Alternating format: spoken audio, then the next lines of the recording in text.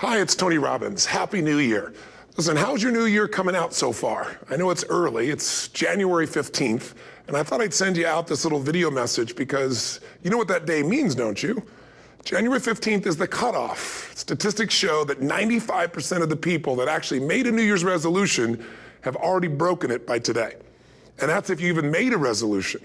Now, if you're the exception to that, I'm thrilled for you, and I support you, and I say keep rocking it. But if you've missed, maybe I could drop you a quick little message or two here that can help you not only recover, but get way beyond just making some New Year's resolution and make some real lasting change in your life. I mean, think about it. Most people don't even make a resolution anymore. Why? Because they've made them from years and years and years, and they know they're not going to follow through. So after a while, who wants to disappoint yourself? Who wants to be upset with yourself? Why even bother to set a new standard for this year? You know it's going to be the same as last year. If you're the kind of person watching this right now and you've actually opened this email and you haven't shut me off already, then obviously that's not you. So the question is, what is it that makes us even want to make a resolution? I mean, it's an interesting question. Why is it at the beginning of a year we have this tradition, but it goes beyond tradition. It's something inside of us that makes us want to make things better. And I think part of it is the calendar gives us this idea that we can have a fresh start, that we can start from fresh and have this great victory. And it's really, the calendar itself is quite arbitrary. It's wonderful to use it, but if you didn't use it effectively, let's use the calendar to serve you today. Let's just see, what does it really take to make this thing happen? Because there's no denying that inside of you, the only thing that's gonna make you happy in the year ahead and the decades ahead is gonna be having you have an experience where on a regular basis, you feel like your life is making progress. If there's one thing I teach, and I wanna remind you of it, it's really simple. Getting things is not gonna make you happy. That's good news in a tough economy. It's a good reminder. It doesn't matter what you get. Doesn't matter whether it be money or opportunity. All those things might excite you for the moment. Even a relationship, as magnificent it may be, might be exciting for a while. But if you don't keep growing, that relationship isn't going to stay exciting. So the secret to real happiness is progress. Progress equals happiness. And if we can make progress on a regular basis, we feel alive. And that's why at the beginning of the year, we get this thing like, okay, I can have this fresh start. I could really do what my soul desires. I could expand. I could grow. I could improve. I could change. Or maybe better than change, I could progress. See, think about that. Progress is an aliveness to it, doesn't it? You don't have to work at changing. People say all the time now, well, I'm working on changing. Don't worry about it. You don't have to work on changing. Change is automatic. Your body's gonna change whether you want it or not as the years go by. And no matter how hard you work, there's gonna be some changes going on there. The economy is gonna change no matter what you want it to do. The weather is gonna change. Relationships are gonna change. Everything in life is always changing. We don't have to work on change. Change is automatic, but progress is not. So if you wanna make real progress, then you really gotta look at your life in a different way. You gotta say, I gotta take control of this process and not just hope it's gonna work out like people do who make a resolution. Because really, isn't that what they're really doing at the beginning of the year? They're saying, well, here's my resolutions for the year, and they really basically tell you their wishes. It's their wish list. It's what they hope it all comes together. And then they call it a resolution, but they don't know what a resolution is. When you resolve something, to have a resolution is to resolve it. When you've resolved, this is how it's gonna be, that's when you cut off any possibility except the thing you've committed to. It's like the old adage, if you want to take the island, you burn the boats. Because when you burn those boats, there's no going back. You're going to find a way to make things work. And most people, they're stating what they hope will come together, and if it doesn't happen, then they're disappointed, but they're not too disappointed because they're not too vested. What does it take to successfully create a lasting change in your life? To not only have a New Year's resolution you follow through on, but really have a lasting change? Well, the first step for lasting change is very much like making a New Year's resolution. Fundamentally, it's the same. The first step is you got to have a vision for what it is you really, truly want. Not what you think you want or what you should have. I mean, what are most people's New Year's resolutions? I'm going to stop eating sugar. I'm going to stop smoking. I'm going to lose 10 pounds. The problem with that is it's not very inspiring for most people. It's not telling you what you're going to get. It's only what you're not going to do. And it's kind of hard to have you move forward with that. A vision is about what you're here to create. A vision that really works is one that excites you. If you say, well, my resolution, my goal, my outcome for this month, this week, this year is to lose X number of pounds, that's okay, but it's not very compelling. It has to be a compelling vision. It's got to have something that has the power to pull you, not something you have to push yourself to do. Those are two different kinds of motivation. Push requires willpower, and willpower never lasts. What will last is pull.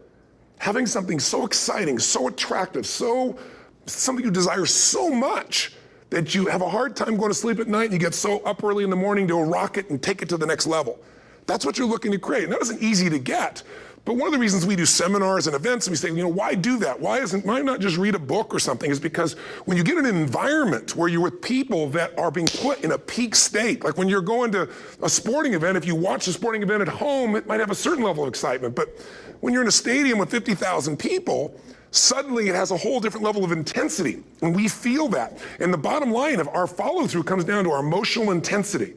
In a different state of mind, you're going to come up with a much better and a more exciting vision than if you're sitting on the couch going, okay, what are my new resolutions for this year? And you're doing it the morning after the new year has started and you're a little inebriated and the football game's on in the background.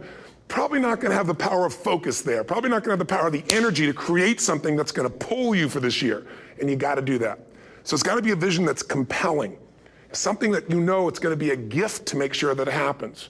And also, along with that compelling vision, you got to have strong enough reasons that you're going to follow through when the going gets tough. That's one of the biggest things missing for most people. They say, this is what I want to do. It's not very exciting. It's not very compelling. But most importantly, they don't have strong enough reasons to push themselves through what's going to be necessary to get that dream, to get that goal when the inevitable challenges come up. When you're starving, hungry, and you're trying to go on a diet, right? When you got no time and you're stressed out and you haven't worked out still, and that's what you're supposed to do. When the economy gets tight and what you thought you're going to do doesn't work, and so you give up on the goal instead of finding another way to get there. You don't let the fear take you over if you've got strong enough reasons. Those reasons can be positive, or those reasons can also be negative. They can be, if I don't do this, this is going to cost me. And if I do this, this is what I'm going to gain in my life. Reasons come first, answers come second. If you get a compelling vision and you got strong enough reasons that will push you through the tough times, you're going to do things other people don't do. Instead of collapsing, even if you get off target, you won't go, oh, I blew it. You'll get right back on target, make the change, make things happen. And I know you've done this in many areas of your life. Just think about it again. I'm not teaching you something really new here today. I just want to remind you of what your soul knows. You got to change, you got to improve, and you got to go through a simple process fundamentally to make that progress. First step, vision that's compelling. Second step, make sure that there's strong enough reasons to follow through. Third step, you got to review it and feel it every day. I mean, anything. Have you ever had this happen in your life? Has there been anything in your life that you've ever wanted so badly? You were so desirous of it. You had such a hunger for it that you couldn't stop thinking about it. Could have been a career move, could have been when you were a kid, a car, it could have been a relationship, it could have been anything, but you were obsessed. You wanted to make this happen. You wanted to attract this to your life. You just wanted something. And you didn't even know how to get it. But it was so compelling to you. You kept thinking about it every day, envisioning it, imagining it, feeling it. And then stuff happened. And suddenly you started to attract people or situations to your life, and it just came together. Like, you didn't even have a total plan. It was just that it was so a part of your focus with so much intensity and emotion so often that it sensitized you to notice anything that could get you there. There's a part of your brain called the reticular activating system. For short, we call it the RAS. That part of your brain determines what you notice in the world. And it's really important because when you set a goal, when you get really clear on a vision and there's strong enough reasons and you review it enough and it becomes a part of you, that part of your brain says, anything that relates to this, I need to notice. It's like, did you ever buy a certain kind of car or maybe a certain outfit and suddenly you see that car everywhere or those outfits everywhere? Well, you know, the cars were always around, but why do you see it now?